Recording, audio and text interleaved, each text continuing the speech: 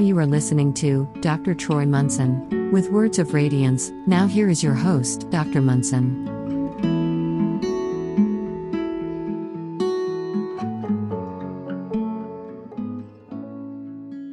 This is February of 2023, and this is our Emotional Heart Month. Of course, we've got Valentine's Day, and we just came off of January, which is setting our heart right in a little bit different way, because that was our Mental Heart Month.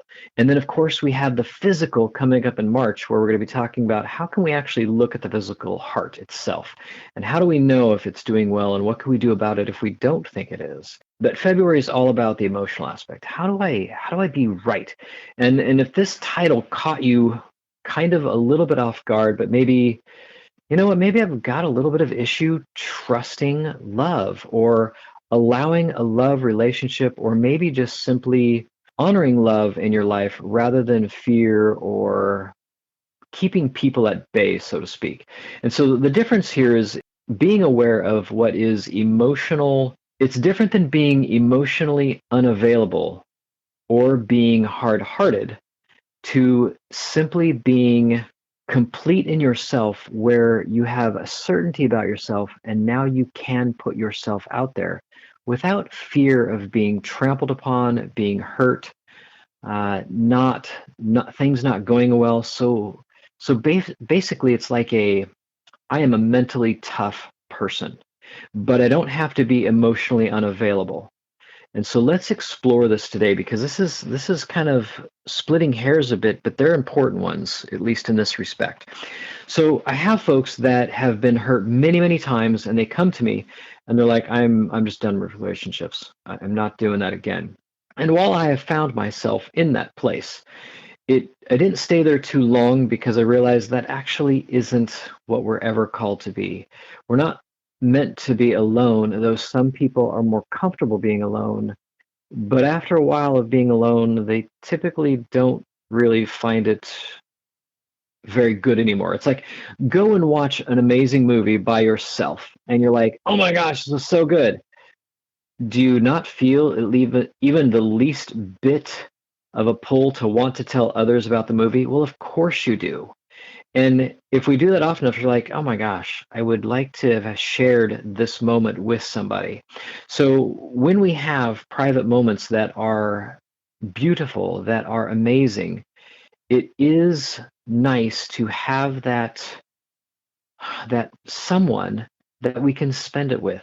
We're not saying, hey, you got to spend it with 1,000 people. No, but we do have that pull, because we are socially not needy, but we are social creatures, if you want to call it that. My family would die laughing right now, because when our cats were little, they didn't drink a lot of water, and kept saying, hey, you got to put in a dish of water. I'm like, they're desert creatures. And so I got kind of bludgeoned by the desert creature label for quite some time. Every time we'd see the cat drinking water, oh, the desert creature's drinking water. I die laughing. But as we are social creatures, we are, and we can giggle about it, and we can maybe say, I want to be tough. I don't want to be dependent on other people. It's not a dependence, and yet it is, though, an interdependence, and we wouldn't want it any other way. And in doing so, it's important to have each other in our lives, but also to realize that, you know what, if I am going to be one that can experience love without inhibition and receive and give love both, then I do need to have a modicum of understanding of how things work within my own mind. And so I have told this particular gem to many people, but literally I can be hurt by nothing but my own thoughts. And you think, well, that's impossible, because if I hit you with a 2x4 sledgehammer, you are going to hurt. Now, while I'm not going to disagree that you can damage the body, but me as an individual, yes, I might say ouch and hop around if you hit my foot with a sledgehammer and break a couple of bones. And we can put it in a cast, and eventually the pain will go away. But I am still completely in control of my thoughts and my thinking about the whole situation. Where other people might say, well, that's just an injustice and we should outlaw sledgehammers.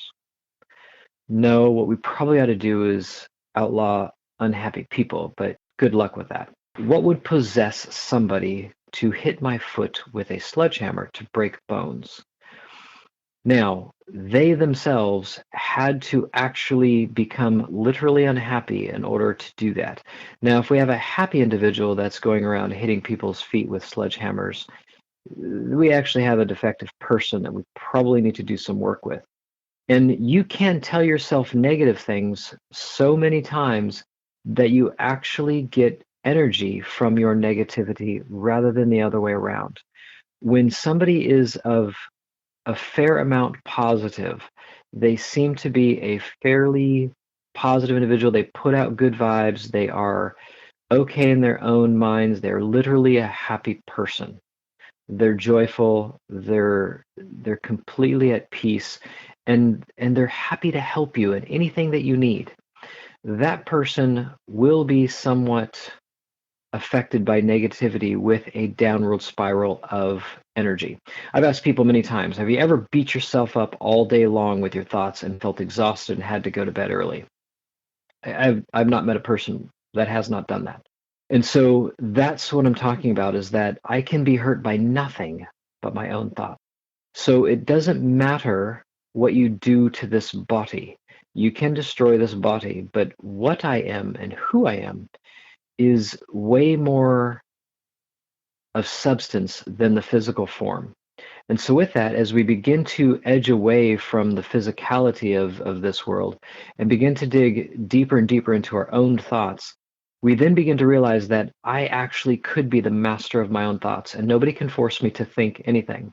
And so I can actually have a relationship where I allow love to flow into my life more intensely from individuals, as well as receive that love beautifully and be able to return it beautifully as well, without attachments, without strings attached, without shoulda, coulda, wouldas, without putting any kind of attachments to whatever that person is and does. So here's what it looks like. It looks like a person comes into your life, they're completely joyful to be near you, and you are joyful as well and delighted to have them near you. And at some point in time, they have gotten everything they need and they're being led now away from this particular relationship. And you bless them on their way, and you can still be sad too. Oh, I'm going to miss you. But because I care about you so much, I bless you on your way of getting the next thing that you need in your learning process or journey, or the uncovering of the ultimate you that we're all doing. And while that seems a bit far-fetched for some of you are very close to being able to live that way. And where you might have a marriage that's been there for 30 years, and all of a sudden the person's like, I think I need to go find myself. And of course, we think we're hurt, but the only thing that hurt us were our thoughts about them going away. And instead of blessing them on their way and asking them, how can I help you? What can I do for you? How can I bless you on this journey, however long it takes you? Or however short, however long you were apart, or if we're never together again, how can I help you? When we become so certain in our own selves, and we realize that we are so full of our real self and not the egoic self, this false front self, but we're so at home and so one with what and who we are that our mind is mostly at peace. We don't mind whatever happens, truly. And now, whatever that person needs that comes into our life is effortless. We know that we have an unending source within us of love, of joy, of peace, of everything we will possibly ever need. And as we live in that point of gratefulness, of gratitude, of certainty, you'll be amazed at the things that happen in your life. That a relationship will come, and an even more significant more amazing one will come right behind it, if it needs to. And if it doesn't, you'll be like, this was the best 6 months or year alone of my life I've ever had. I have learned so much. I have let go of so many things. I can't even begin to tell you the levels of peace and joy and happiness I have now as compared to 6 months ago or a year ago or 2 years ago. So these are all ideas that if you let them expand, we begin to take care of our emotional heart, which is one not of protection, but one of certainty. Not one of fear that I'll be hurt, but one of gratitude that I can experience. And so expectations placed upon people or situations tend to bring fear and ultimately anger. But gratitude tends to invite peace and love effortlessly into our lives. And if you're one to do that, then I recommend you do it and help others along the way. There have been people that have decided that they would experience what does hurt feel like? What does emotional abuse feel like? How can I be damaged in amazing ways by other individuals? And they've gotten to the point that they're really tired of that. And now they are searching. And it is up to you, it is up to I to tell them the simple things like you can be hurt by nothing but your own thoughts. I encourage you not to be afraid of love today, that you would allow love to come in its fullness and stay as long as it wants, if it's in the form of a person or an animal or a tree or a forest or a house or a coat or a sandwich, whatever you want. It can be very short-lived. It can be very lengthy.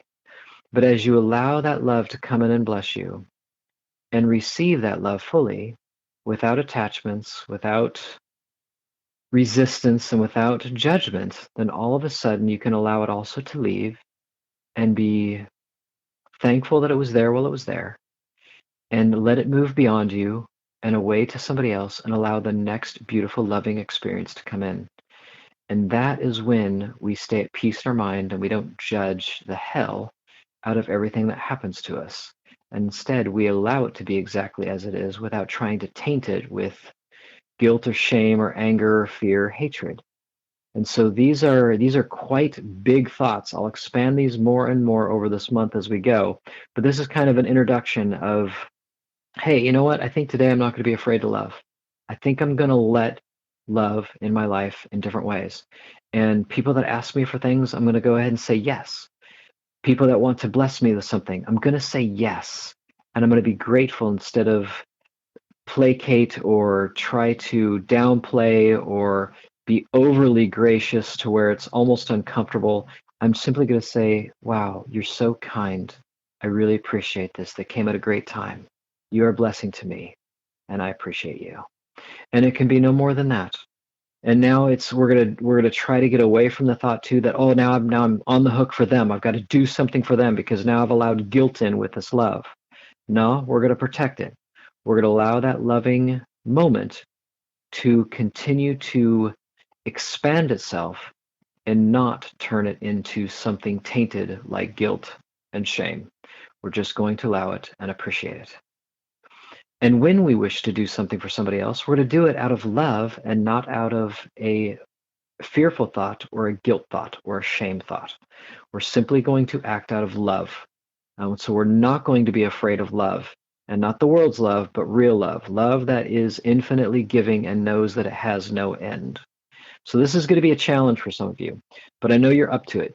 My thanks to you. If you have any questions, concerns, or want expansion in something else, or have other questions about even spiritual natures, please shoot me an email. I'd love to hear from you, and we'll talk about it on next time. Until then, I'm Dr. Troy-Munson. Thank you for listening to Dr. Munson's Words of Radiance. We hope you enjoyed our show.